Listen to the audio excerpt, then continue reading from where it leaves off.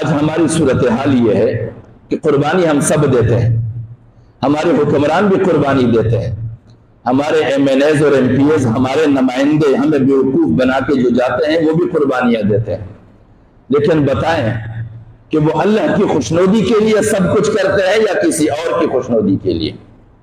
وہ کسی اور کی رضامندی میں مگن ہے یا خدا کی رضامندی میں؟ ان کی قربانیاں کس کھاتے میں ہیں؟ ان کی قربانیاں لعنت بن کر ان کے منہ پہ برستی ہے۔ وہ حج پر بھی جاتے ہیں، ان کی باپ کی کمائی ہے، 90 افراد ملک کے دولت پر قابض بن کے حج پہ جاتے ہیں، 100 بلی 100 چوہے کھا کے حج کو چلی۔ یہ ہمارے مسلمان حکمرانوں کا کردار ہے، اور وہی حج، وہی خانہ کعبہ لعنت بیچتا ہے ان کے چہروں پر۔ وہی جس میدان میں وہ قربانیاں دیتے ہیں، اسی میدان میں ان کے اوپر لعنت برس رہی ہوتی ہے، مختلف رنگوں میں ہے، مقدس چہرے بھی اور غیر مقدس بھی، سب پہ لعنت برستی ہے، کیونکہ معیار ظاہری شکلوں پر نہیں ہے، کردار پر ہے۔ حضرت ابوبکر صدیق رضی اللہ تعالیٰ عنہ کپڑے بیچا کرتے تھے، خلیفہ مقرر ہوئے تو بھی کپڑے بیچنے کے لیے نکلے۔ شورا کے ارکان نے روکا کہ حضرت کیا کر رہے ہیں؟ اس نے بولا مجھے روزی تو کمانی ہے، اپنے گھر کے لیے اسباب تو مہیا کرنے ہیں۔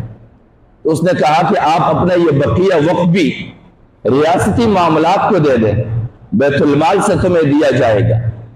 اور بیت المال سے جتنا دیا جاتا رہا، گھر والی اس سے توڑا توڑا کر کے بچاتی رہی، اور ایک دن حلوہ بنا تو حلوہ بنانے کی صورت میں اس سے سوال کیا گیا کہ یہ حلوہ کیسے بنا، یا کچھ بھی اور بنا، تو وہ کہنے لگی کہ ہمیں جتنا وظیفہ ملتا تھا اس سے روز روز تھوڑا تھوڑا بچتا تھا، اس سے ہم نے آج یہ بندوبست کیا ہے۔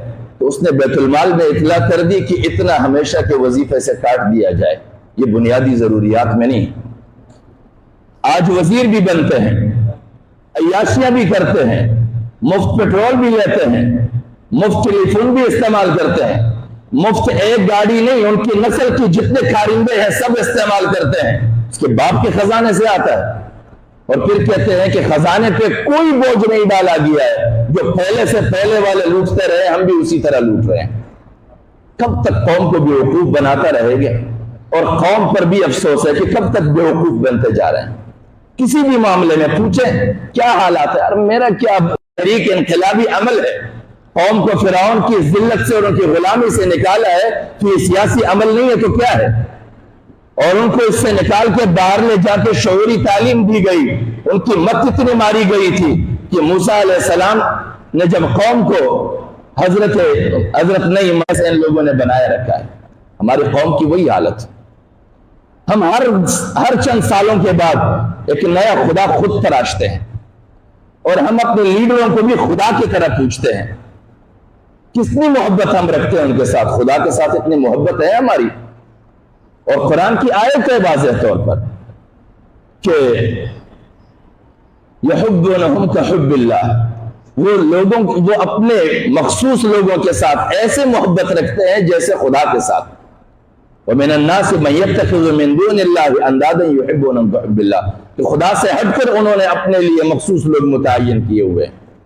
ہمارا یہ حال ہے، ہم بھی مستقلاً شرک میں مبتلا ہے، لیکن ہمیں علم نہیں ہے، ہم ایسے بیماری میں مبتلا ہے کہ ہمیں کھائے جا رہے ہیں، لیکن ہمارے پاس تشخیص کی کوئی آلہ نہیں ہے۔ شوگر کی مریض اللہ تعالیٰ ان کو صحت عطا فرمائے، بلڈ پریشر کی مریض مستقل اپنے پاس آلہ رکھتے ہیں، روز اپنے شوگر چیک کرنے کے لیے، اپنے بلڈ پریشر چیک کرنے کے لیے۔ قرآن مجید ہمارے لیے ایک ایسا زاویہ ہے کہ ہم اپنے معاشرے کے سارے منافقوں کو قرآن کے تناظر میں پہچان سکتے ہیں، سارے دھوکے بازوں کو، سارے مکاروں کو۔ وَمَكَرُوا مَكْرًا كُبَّارًا، وہ تو آئے روز نئے نئے مکر کھیلتے جا رہے ہیں، ہم ان کے دام میں پستے جا رہے ہیں۔ قرآن سے دور ہے، اس لیے ہمارے پاس وہ زاویہ نہیں ہے کہ ہم ان کے قد کو بھی ناپیں، اس کے کردار کو بھی ناپیں، اور اس کی جسد کو بھی ناپیں کہ وہ خود کس قابل ہے۔